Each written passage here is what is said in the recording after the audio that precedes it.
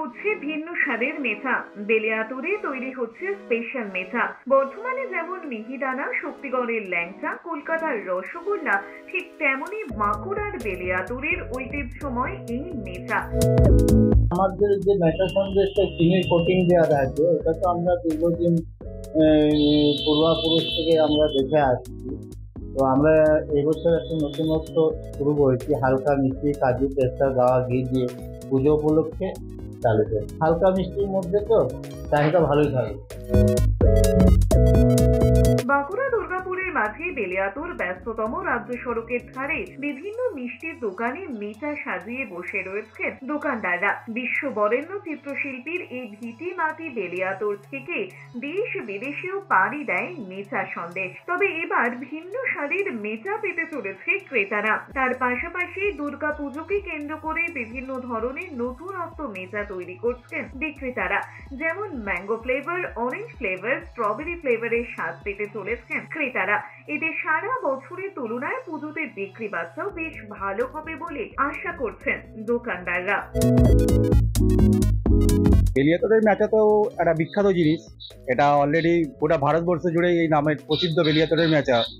বেলিয়াতরের মেচা আজকে একটা ভারতবর্ষের একটা ঐতিহাসিক জিনিস হয়ে গেছে, যেটা একটা জিআই ট্যাগও পেতে চলেছে। অলরেডি হয়তো প্রসেস চলছে, সেটা পেয়েও যাবে আগামী দিনে। আমরা বেলিয়াতরের লোকাল হিসাবে বেলিয়াতরের মেচাকে খুবই পছন্দ করি এবং এটা বেলিয়াতর এবং বাঁকুড়াবাসীর কাছে একটা গর্বের বিষয়। হ্যাঁ, মেচা আমরা প্রতিদিনই মোটামুটি খাই, বাড়ির জন্য নিয়ে যাই, আত্মীয় স্বজন বন্ধু বান্ধব আসলে তাদের জন্য আমরা মেচা সন্দেশ নিয়ে যাই, তাদেরও খুব ভালো লাগে মেচা। মেচা আমাদের এখানকার একটা বলতে পারেন একটা গৌরবের বিষয় বেলিয়াতরবাসী হিসাবে। এখন মানুষের পরিবর্তন দরকার, একই জিনিস তো রেগুলার চলতে পারে না। অনেক মানুষের এখন স্বাদ দরকার, বিভিন্ন ধরনের স্বাদের দরকার। তো আমাদের বেলিয়াতরের হরিদাস দোকানের মেচা অনেক দিনের আদি মেচার দোকান, এটা বহুদিনের দোকান, ঠিক আছে। এই মেচার স্বাদ একটা অতুলনীয় স্বাদ আর কি। এই মেচা আপনি হয়তো বেলিয়াতরে খুব কম দোকানেই পাবেন এই স্বাদ। এবারে কি হয়েছে, এখন তো দোকান প্রচুর, বিভিন্ন জায়গায় বিভিন্ন নামে বেলিয়াতরের মেচা বিক্রি করা হয়। সব দোকানের স্বাদ বেলিয়াতরবাসী হিসেবে আমরা যেটুকু জানি তাতে হরিদার মেচা কিন্তু খুব স্পেশাল।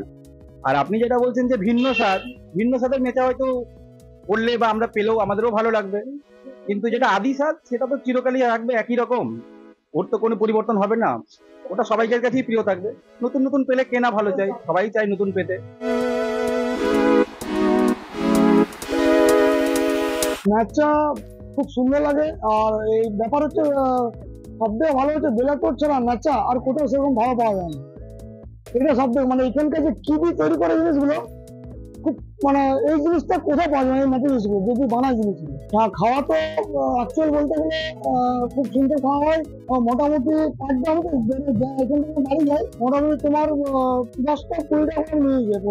আমি প্রায় রাত্রেবেলা যাই, অফিসে দুর্গাপুর থাকি তো বাড়ি যায়, বাঁকুড়া বাড়ি প্রতিদিন নিয়ে যাই। এটা বিক্রি করে খুব আশা নিয়ে রেখেছি, খুব ভালোই চলবে। ভালো মানে খুবই ভালো চলবে। তারপরে প্রাকৃতিক দুর্যোগের উপরে ডিপেন্ড করে, তার ওটা বলা যাবে না। আমরা তো সব আশা নিয়ে একটা এসছি যে কিছু নতুন কিছু করতে চায় বা বেশি রকম কিছু কেনা বেচা করতে চায়।